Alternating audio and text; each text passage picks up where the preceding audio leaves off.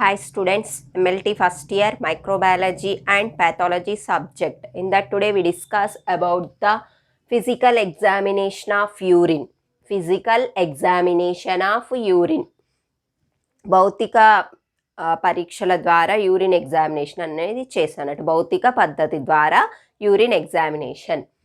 అందులో physical examination of యూరిన్లో first one quantity, పరిమాణం. క్వాంటిటీ అంటే ఏంటిది? పరిమాణం. అంటే రోజు ఎంత యూరిన్ ఎక్స్క్రీట్ చేస్తారు అంటే హెల్దీ అడల్ట్స్ ఎంత యూరిన్ ఎక్స్క్రీట్ చేశారంటే normal quantity 1.5 to 2 liters per day.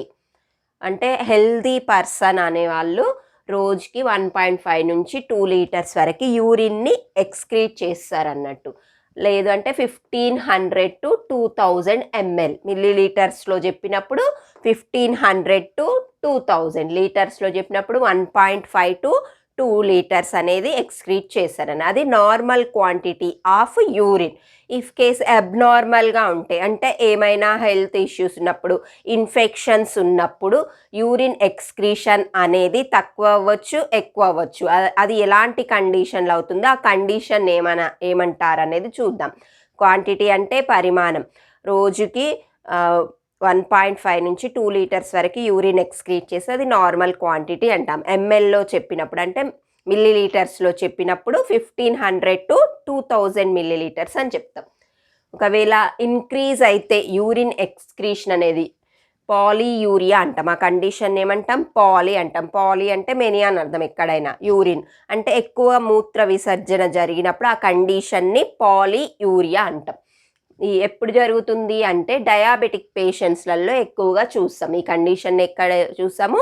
Diabetic కండిషన్స్లో, కిడ్నీ ఇన్ఫెక్షన్స్ ఏమైనా ఉన్నప్పుడు పాలీయూరియా అనేది అబ్జర్వ్ చేస్తాం. Increased quantity of urine is known as polyuria. అంటే నార్మల్ రేంజ్ కంటే ఎక్కువగా ఉన్నప్పుడు 2 liters కంటే ఎక్కువ యూరిన్ ఎక్స్క్రీషన్, 2 liters కంటే ఎక్కువ మూత్ర విసర్జన జరిగితే దాన్ని పాలీయూరియా అంటాం.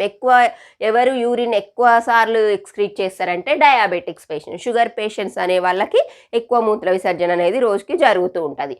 అబౌట్ 5 liters వరకు కూడా జరుగుతుంది. ఆ కండిషన్నే పాలీయూరియా అంటాం. ఓలిగ్యూరియా అంటే డిక్రీజ్డ్ క్వాంటిటీ ఆఫ్ యూరిన్, అంటే తక్కువ మూత్ర విసర్జన. ఏమంటాం దాన్ని? ఓలిగ్యూరియా అంటాం. ఎంత అంటే లెస్ దాన్ 500 ml కంటే తక్కువగా ఉంటాయి. మరి ఎలాంటి కండిషన్లో డిక్రీజ్ క్వాంటిటీ జరుగుతుంది అంటే డీహైడ్రేషన్ అయినప్పుడు, అంటే ఎండలో ఎక్కువగా తిరిగి చెమట పట్టినప్పుడు, నెక్స్ట్ వాటర్ లాస్, బాడీలో వాటర్ లాస్ జరిగినప్పుడు, అంటే వామిటింగ్స్, డయేరియా లాంటి లక్షణాలు ఉన్నప్పుడు బాడీలో ఉండే వాటర్ క్వాంటిటీ అనేది తగ్గిపోతుంది. దాని ద్వారా యూరిన్ ఎక్స్క్రీషన్ కూడా తగ్గుతుంది. ఆ కండిషన్ని ఓలిగ్యూరియా అంటారు. Oliguria means decreased quantity of urine, అంటే తక్కువ. ఎంత? 500 ml కంటే తక్కువగా. ఎలాంటి కండిషన్స్లో జరుగుతుంది? డీహైడ్రేషన్ అయినప్పుడు. Dehydration means water loss. ఎండలో ఎక్కువగా తినడం వల్ల, ఎక్కువ చెమట పట్టడం వల్ల, తక్కువ నీళ్లు తీసుకోవడం ద్వారా ఓలిగ్యూరియా కండిషన్ అనేది వస్తుంది. నెక్స్ట్ ఏన్యూరియా. ఏ అంటే ఆబ్సెన్స్, వితౌట్ అన్నట్టు. Anuria means absence of urine formation or absence of urine excretion is known as anuria. ఎలాంటి కండిషన్స్లో జరుగుతుందంటే సివియర్ డయేరియా అండ్ వామిటింగ్, అంటే అతిగా విరోచనాలు, వామిటింగ్స్ జరిగినప్పుడు. Next obstruction to urine flow అనేది ఫ్రీగా కాకుండా మూత్రనాళాల్లో ఏమైనా అడ్డుపడినప్పుడు, యురెత్రాలో ఏమైనా అడ్డుపడినప్పుడు యూరిన్ ఫ్లో అనేది జరగదు. అలాంటి కండిషన్స్లో మనము ఎన్యూరియా అనేది అబ్జర్వ్ చేయొచ్చు. ఎన్యూరియా means absence of urine formation or excretion and about less than the 20 ml. That condition means severe diarrhea and vomiting condition or obstruction to the urine flow. ఇలాంటి కండిషన్స్ ఉన్నప్పుడు ఎన్యూరియా అనేది జరుగుతుంది.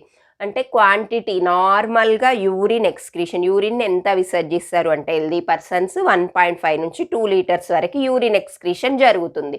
ఒకవేళ 2 liters కంటే ఎక్కువగా జరిగితే దాన్ని పాలీయూరియా అన్నట్టు, తక్కువగా జరిగితే ఓలిగ్యూరియా అన్నట్టు అసలు మూత్ర విసర్జన జరగదు, అంటే యూరిన్ ఎక్స్క్రీషన్ అనేది ఉండని కండిషన్ ఎన్యూరియా అంటాం. ఎప్పుడు అంటే కిడ్నీ ఇన్ఫెక్షన్స్ ఉన్నప్పుడు, కిడ్నీ ఫంక్షనింగ్ సరిగా లేనప్పుడు డయాబెటిక్ పేషెంట్స్లలో ఈ పాలియూరియా అనేది మనం అబ్జర్వ్ చేయొచ్చు. నెక్స్ట్ వాటర్ అనేది ఎక్కువగా తీసుకున్నప్పుడు కూడా పాలియూరియా, నెక్స్ట్ చలికాలంలో ఉన్నప్పుడు కూడా పాలియూరియా అనేది సంభవిస్తుంది. నెక్స్ట్ కలర్, రంగు. నార్మల్గా యూరిన్ కలర్ అనేది స్ట్రా ఎల్లో కలర్.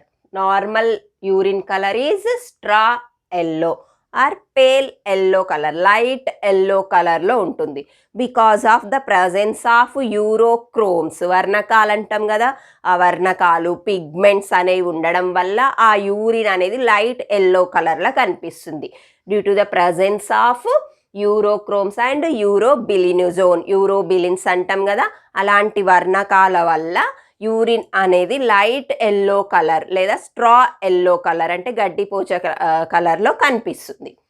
మరి నార్మల్గా అయితే ఈ కలర్ హెల్దీ పర్సన్లో అయితే, ఇఫ్ కేస్ ఏమైనా ఇన్ఫెక్షన్ ఉన్నప్పుడు, డిసీజ్ ఉన్నప్పుడు యూరిన్ కలర్ అనేది చేంజ్ అవుతుంది. ఒకవేళ యూరిన్ కలర్ని బట్టి ఆ డిసీజ్ ఏంటనేది ఐడెంటిఫై చేయొచ్చు. ఇఫ్ కేసు యూరిన్ అనేది రెడ్డిష్ బ్రౌన్ కలర్లో ఉందనుకోండి, రెడ్డిష్ బ్రౌన్ కలర్లో ఉన్నప్పుడు అదేంటిది ఎప్పుడు రెడ్డిష్ బ్రౌన్ కలర్లోకి మారిపోతుందంటే ఇంక్రీజ్డ్ యూరోక్రోమ్స్ అనేవి పెరిగిపోయినప్పుడు, అంటే ఎక్కువగా సెక్రీట్ అయినప్పుడు, అంటే కలర్ అనేది యూరోక్రోమ్ అంటే ఏంటిది కలర్, యూరో అంటే యూరిన్కి కలర్ ఇచ్చేవి ఏమంటాం యూరోక్రోమ్స్ అంటాం. అవి ఇంక్రీజ్ అయినప్పుడు రెడ్డిష్ బ్రౌన్ కలర్లోకి మారిపోతుంది యూరిన్. నెక్స్ట్ బ్రైట్ రెడ్ కలర్లో యూరిన్ కనిపిస్తే ఆ కండిషన్ని హీమోగ్లోబిన్యూరియా అంటాం. Bright red colour of urine, in that condition haemoglobinuria అంటే ఏంటిదంటే యూరిన్లోకి హీమోగ్లోబిన్ యాడ్ అవ్వడం. హీమోగ్లోబిన్ అంటే యూరిన్లో ఏం కలవడం అన్నట్టు, ఎర్ర రక్త కణాలు ఆర్బీసీ, రెడ్ బ్లడ్ సెల్స్ అనేది యూరిన్లో మిక్స్ అయితే ఆ కండిషన్ని హీమోగ్లోబిన్యూరియా అంటాం. అప్పుడు యూరిన్ కలర్ అనేది బ్రైట్ రెడ్ కలర్లోకి చేంజ్ అవుతుంది. నెక్స్ట్ ఎల్లో కలర్, జాండీస్, పచ్చ కామెర్లు అంటాం కదా, అవి ఉన్నప్పుడు ఏమవుతుంది యూరిన్ అనేది ఎల్లో కలర్లోకి, డార్క్ అంటే పసుపు పచ్చగా కనిపిస్తుంది, లైట్ ఎల్లో కాకుండా కొంచెం థిక్ ఎల్లో లాగా కనిపిస్తుంది అన్నట్టు. Because of the bile pigments, ఈ బైల్ పిగ్మెంట్స్ ఉంటాయి కదా, అవి అనేది అంటే ఎక్కువగా సెక్రీట్ కావడం వల్ల, బైల్ రూబిన్, బైల్ వడ్డిన్ అంటాం కదా అవి. ఎలాంటి కండిషన్లో ఎల్లో కలర్ కనిపిస్తుంది, జాండీస్ అంటే ఏంటిది పచ్చ కామెర్లు అంటాం కదా దానివల్ల.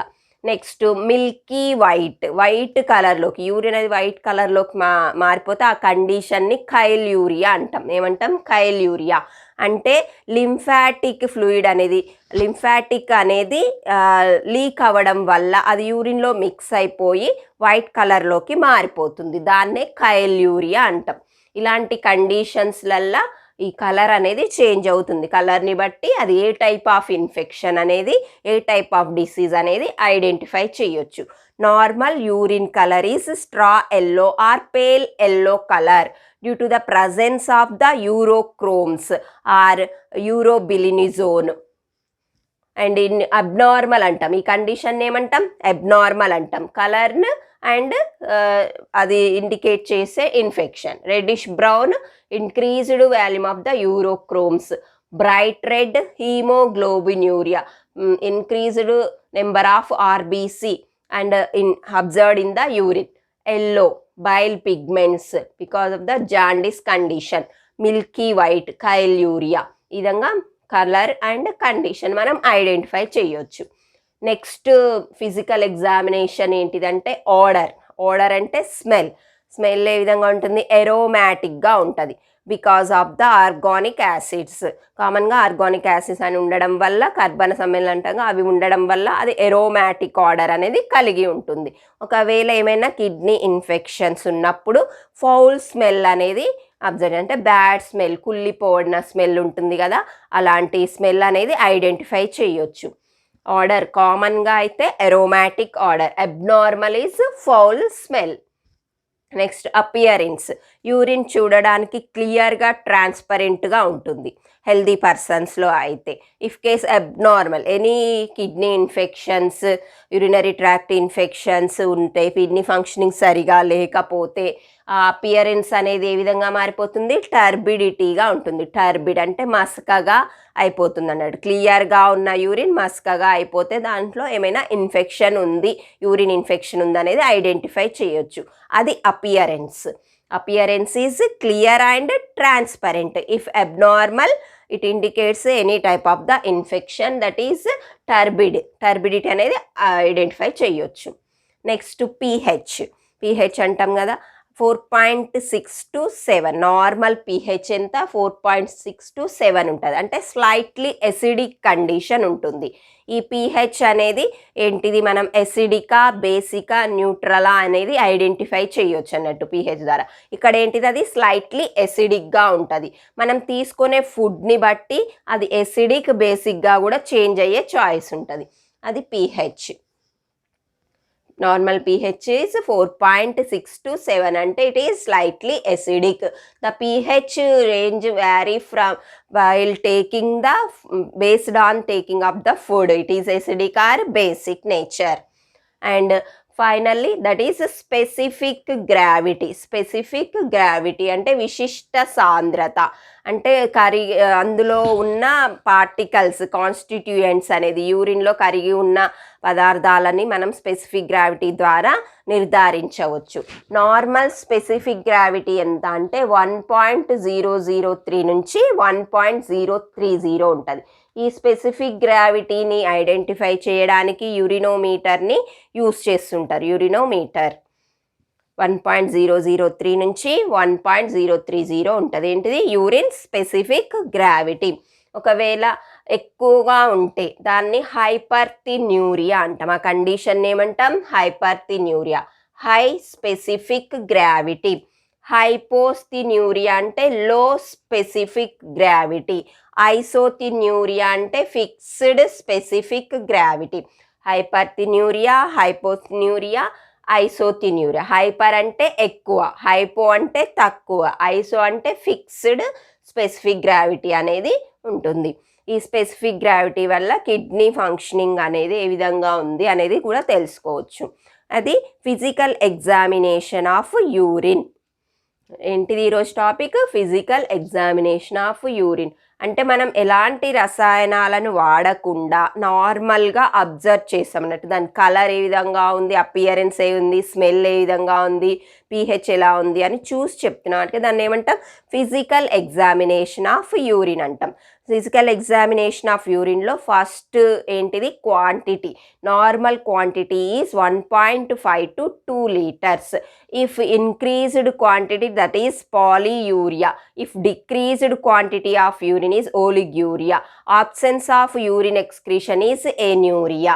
And the color, normal urine color is the pale yellow or straw yellow color due to the presence of urochromes. If the color changes in normal condition, it indicates the infection or disease.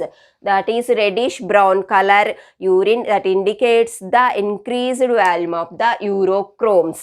And it is appearance in bright red color, the RBCs, red blood cells present in urine. The condition is known as hemoglobinuria. Hemoglobinuria అంటే యూరిన్లో haemoglobin. హీమోగ్లోబిన్లో ఏముంటుంది, haemoglobin ఎక్కడ, RBC, red blood cells. Next yellow colour, it indicates the jaundice. Milky white, this condition is known as the chyluria. And odor, normal urine odor is aromatic due to the presence of the organic acids. In abnormal conditions we identify the foul smell, and the urine appearance is clear and transparent in healthy persons. If any infection occurs, it turns into the turbid or muddy. Next, pH. Normal pH of urine is 4.6 to 7. That is slightly acidic nature. It varies by taking the food, that is acidic or basic. And last one is specific gravity. The specific gravity is 1.003 to 1.030. If specific gravity is high, that is known as hypersthenuria. If specific gravity is low, that is known as hyposthenuria. The fixed Volume of the specific gravity is known as isotonuria. These are the physical examination of urine. Okay.